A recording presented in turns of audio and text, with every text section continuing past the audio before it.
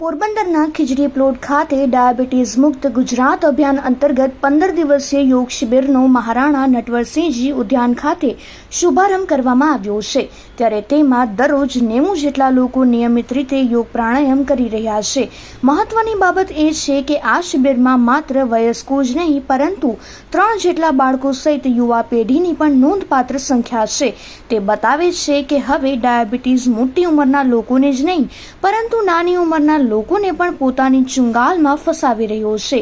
ત્યારે તેના માટે સૌથી વધુ જો કોઈ જવાબદાર હોય તો તણાવ, રહેણીકહેણી અને ખાણીપીણી છે તેમ પણ જણાવવામાં આવ્યું હતું। યોગ કોર્ડિનેટર કેતન કોટિયાની અપીલ, ગુજરાત રાજ્ય યોગ બોર્ડના ચેરમેન એવા યોગ સેવક શિશુપાલના માર્ગદર્શન હેઠળ ડાયાબિટીસ મુક્ત ગુજરાત અભિયાન અંતર્ગત રાજ્યભરમાં તારીખ 28-11 સુધીના 15 દિવસના યોગ શિબિર ક્રમ ડાયાબિટીસ કેમ્પનું આયોજન કરવામાં આવ્યું છે। ત્યારે પોરબંદરમાં મહારાણા નટવરસિંહજી ઉદ્યાન ખાતે તેનો પ્રારંભ થયો છે।